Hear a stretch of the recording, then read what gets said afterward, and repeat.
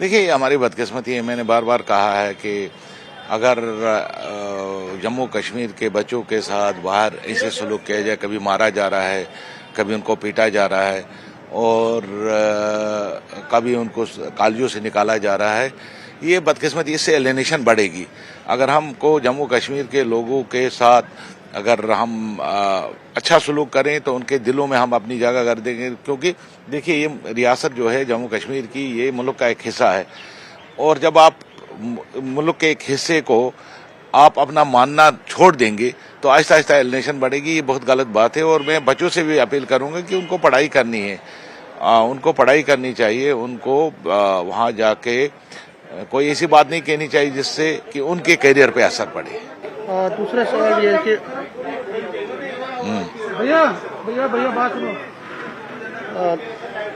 जो लद्दाख है उसको जो लद्दाख है उसको कहा गया है कि ना तो स्टेटहुड मिलेगा ना तो 6th शेड्यूल में उसको रखा जाएगा। सेंटर ने ये फैसला किया, वो एक एडमिनिस्ट्रेटिव काउंसिल देना चाहते हैं वहाँ पे। स्टेटहुड का जो डिमांड है रिजेक्ट कर दिया है, 6th शेड्यूल भी अच्छी बात है।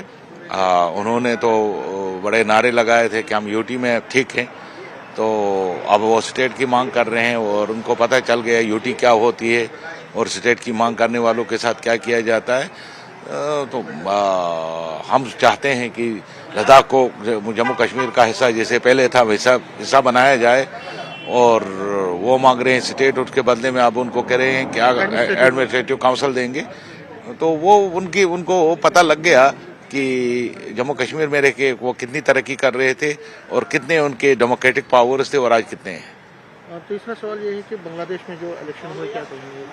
बांग्लादेश का इलेक्शन हुआ, ये हमारा हमसाया मुल्क है बांग्लादेश। हम चाहते हैं कि जो हमारी खटास है आपस की दोनों मुल्क की वो ख़त्म हो जाए और जिस तरह पहले रिश्ते थे हमारे बांग्लादेश के साथ वैसे फिर से रिश्ते कायम हो, क्योंकि उनको भी हमारे साथ रहना है और हिंदुस्तान एक बहुत बड़ा मुल्क है।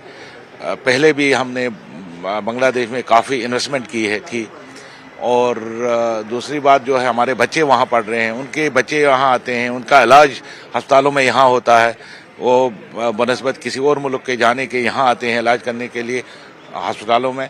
तो जिस तरह पहले ताल्लुकात थे उसी तरह के ताल्लुकात मुझे उम्मीद है कि फिर से कायम हों और दोनों मुल्क प्रोग्रेस की तरफ चले जाए।